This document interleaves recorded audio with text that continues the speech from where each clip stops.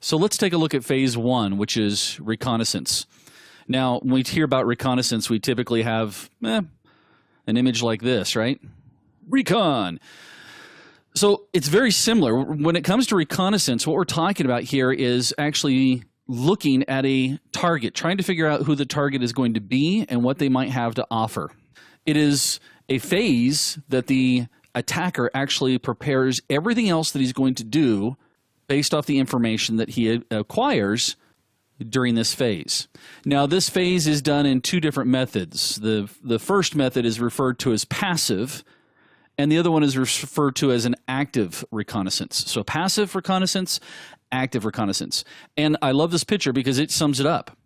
A passive reconnaissance is where you have no direct interaction with the target, and that would be the equivalent of a sniper's spotter. He has the binoculars, he gathers information, the target has no idea that he's looking at him.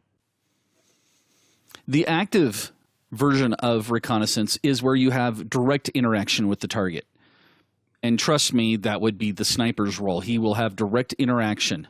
It's the same thing when it comes to reconning on networks or a target. Typically, this is a phase that we'll go through. We'll be scanning the network, either from an internal perspective or an external perspective. And typically, again, this is done without any type of authorization.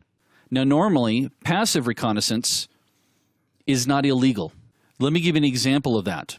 If I was to go to the company's webpage and look at their website, maybe go to their job openings, see what kind of positions are available, that's pretty passive. There's nothing wrong with what I just did. Now, reconnaissance is also the phase that is the most time-consuming for the attacker, but it also has a big payoff. Again, he's going to try to learn as much about your company as he can. Now, part of reconnaissance may actually include things like social engineering. If you're not familiar with what social engineering is, we have a whole module coming up on that one, but just give you a quick, brief summary of it. It is the ability to manipulate somebody by almost being a con man, getting people to expose information about themselves that they normally wouldn't expose. Great example for me when it comes to social engineering is I go to Sam's Club. Some of you guys may go to Costco. And if you don't have those, maybe it's just a grocery store. But when I go on the Saturdays, they always have these people out there giving out free samples, right? Like, little pieces of beef jerky or little pieces of burritos. That's totally designed to socially engineer you. First of all, the aspect of social engineering that they're drawing out of you is one based off of emotion or guilt.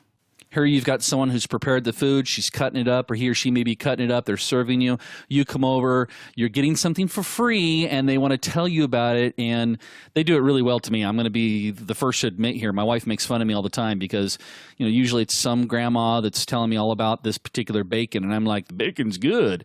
And I will actually grab a pack of the bacon, put it in my cart, walk around the aisle, and find another refrigerated section and put it back. So, social engineering works everywhere. Folks in marketing are typically masters at social engineering, at least if they're any good. Another type of reconnaissance that a attacker might use would be looking up information about you on the internet. For example, they could use the Whois database, or I could actually very quickly and easily do an NS lookup and find out what type of email server that you're using. Dumpster diving is another type of reconnaissance that we can do, and I know that sounds kind of weird, right? You're not looking for food.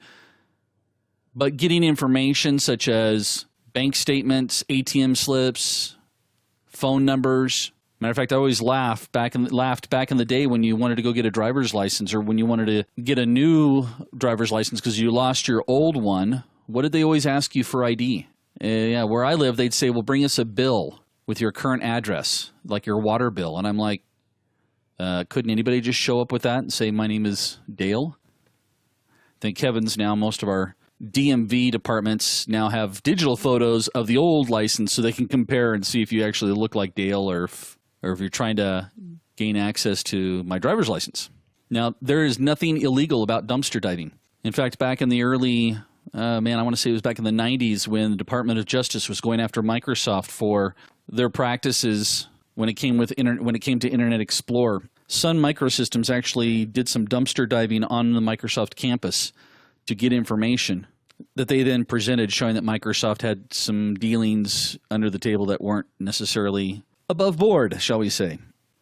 Now, from an attacker's point of view, we're a big fan of passive reconnaissance. We're not really big fans of active. And let me give you an example of an active reconnaissance technique. If I was to ping your server, that's pretty active, right? I'm actually reaching out and touching your server. Is there a trail? Possibly. So active reconnaissance is usually only used when the attacker has figured out or is making an assumption that there's a very low probability that the activities or the tasks he's about to do, a ping, an NS lookup, whatever the case may be, whether anybody's looking at that or not. Our script kiddies have this tendency of being a little more active than they should be. They end up using tools that could actually be a little more aggressive than a simple ping. So as an ethical hacker, you have to have the ability to be aware of all of these various reconnaissance techniques and also be able to help implement preventative techniques as different threats arise.